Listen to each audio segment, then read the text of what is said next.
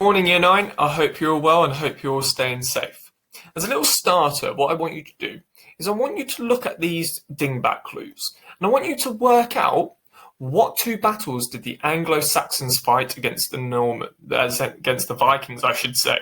So have a look at the pictures and try and work out the two battles.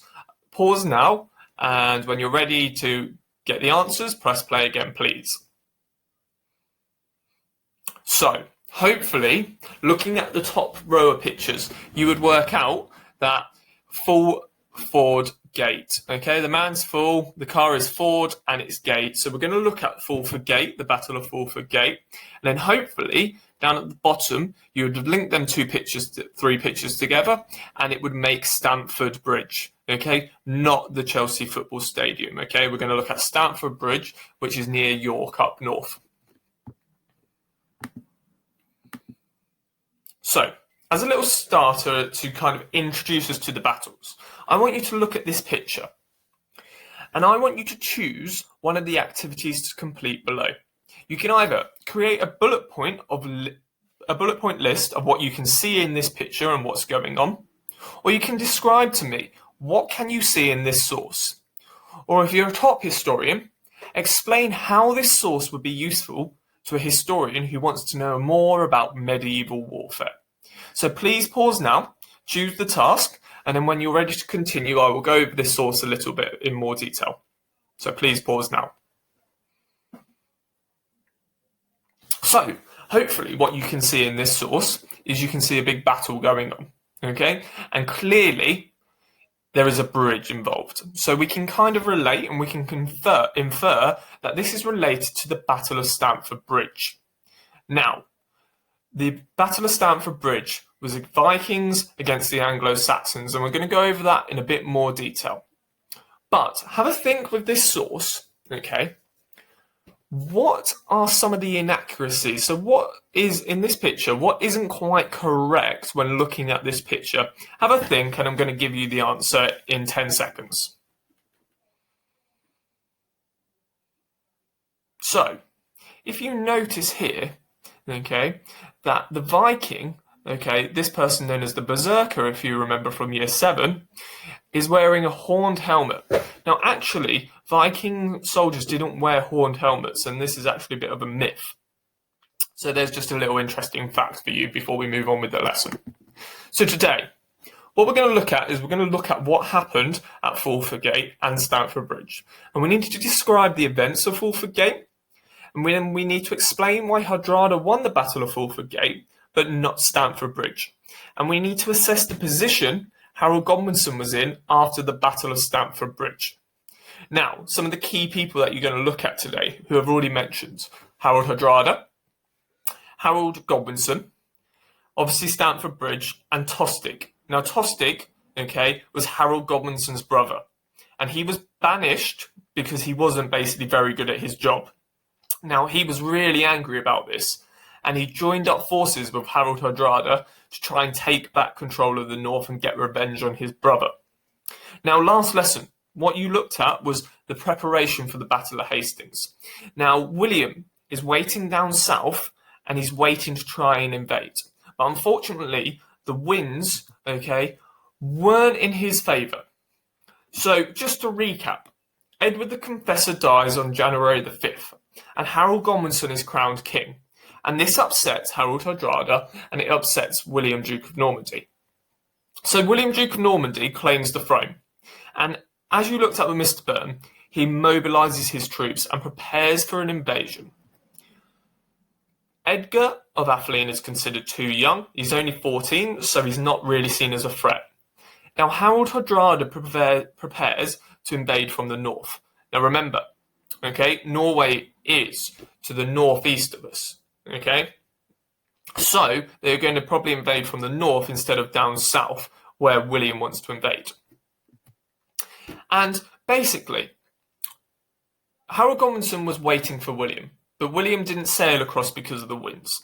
Now, it gets to the point where it becomes harvest time, and Harald Godwinson has to send some of his peasant soldiers, known as the Third, home to harvest the crops. He can't keep them there all winter waiting for William to invade because people need to go back to their land to harvest and gain food for the winter months.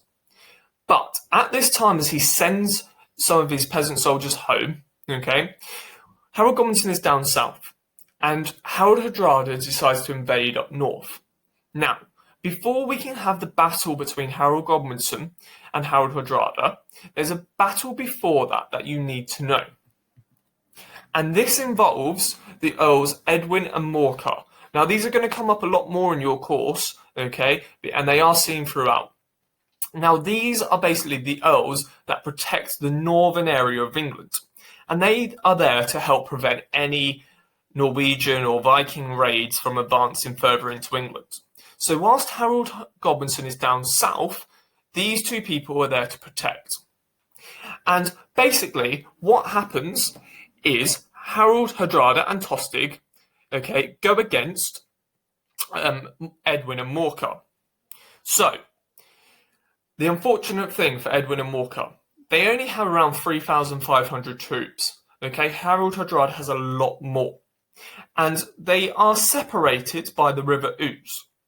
So what I want you to do is I want you to click on the YouTube video that is going to be sent out by your teachers to give you more information on the Battle of Fulford Gate. So please click on the link that your teachers have sent out for the Battle of Fulford Gate now. And when you finish watching, please return back to this video. So, hopefully after watching the video, what you can see from my PowerPoint is the River Ouse is separating, okay, the two armies. And you've got Edwin and Morcar in a shield wall, and you've got Harald Hardrada's army and Tostig's army behind him supporting him. And some of the key facts that you would have gained from the video, okay? Fulford is just outside York, okay? And you would have seen that Hardrada has a large army because he is supported by Tostig, okay, the younger brother of the king. Now, the outcome of that from watching the video is Hardrada and the Vikings win. But both sides do suffer losses, okay? But the Northern army was disorganised and scattered, and basically Edwin and Morcar were forced to flee. Now, what happens next, okay, is Harald Hardrada takes hostages, okay, and basically takes over the area of York. Now, this is going to upset Harald Godwinson when he realises that there's been an invasion up north, which leads us to our next battle. So what I want you to do now is I want you to draw this bubble map. And as you watch this clip, okay, I want you to basically fill in the bubble map about Stamford Bridge. So why is the bridge so important? What happens during the battle in relation to the Vikings and Harald Hardrada? What happens in the battle in relation to Harald Godwinson and his troops? And what was the final outcome? So once again, you need to go off this video and you need to click on the link sent by your teachers in relation to the Battle of Stamford Bridge. Once you've finished watching the video and you've completed your bubble map, please click back onto the lesson so we can continue.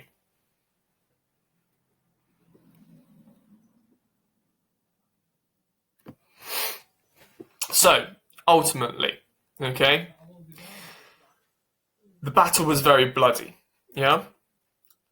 And there were severe losses, but what you would have seen from the Battle of Stamford Bridge is that ultimately Harald Godwinson became victorious. He defeated Harald Hardrada and removed the threat from up north. Now there's a problem. Harald Godwinson's got a real big problem. He's lost troops, okay? He is up north, and unfortunately the winds have turned. So now William can invade the unprotected area in the south, and unfortunately Harald Hardrada is all the way up north, so he's going to have to march all the way down again. So, real problem. Okay, he's been successful in one, but now he's got the issue of having another battle. And as you can see from this map, it gives a nice overview of everything that Harald Godwinson had to go through in order to beat. So, what you can see is originally he was down here waiting for the invasion of William, Duke of Normandy.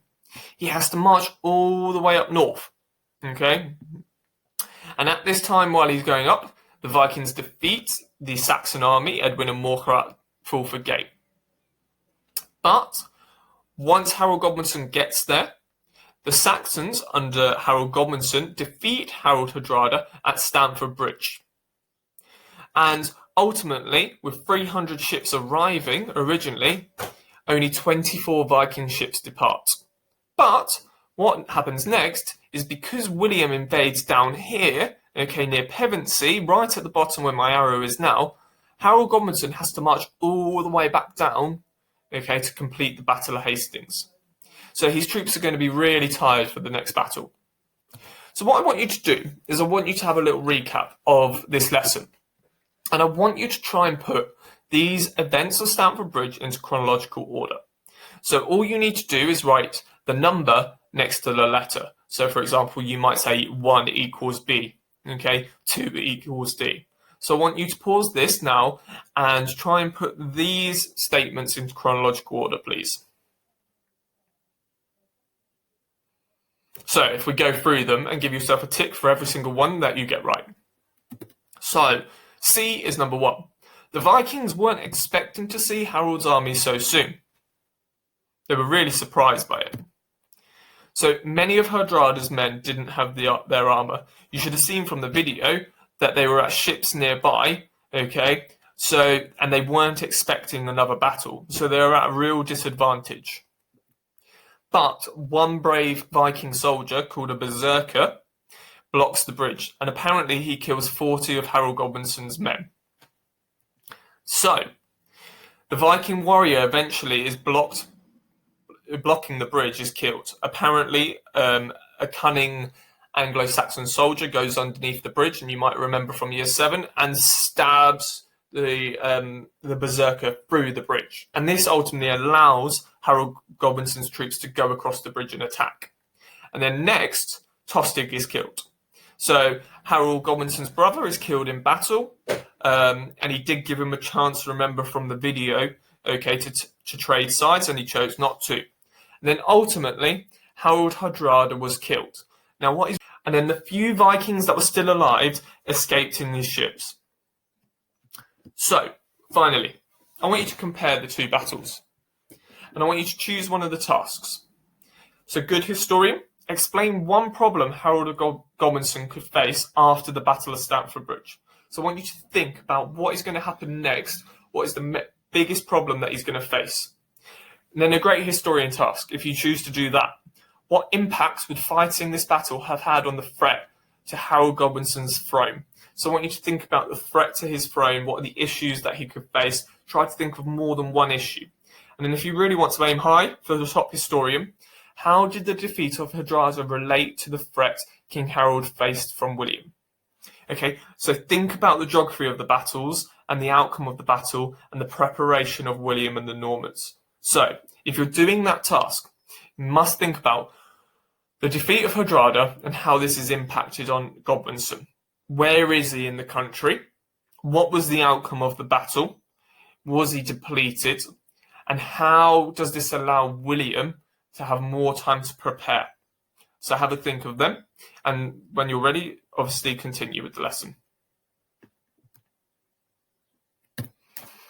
So, hopefully, although I said continue with the lesson and we've now actually finished the lesson, hopefully you've all found that helpful. If you do have any questions, please don't hesitate to email your teacher, and we will get back to you as quickly as we can to give you some more advice and feedback to help you the best we can. All right, hope you take care. Bye-bye.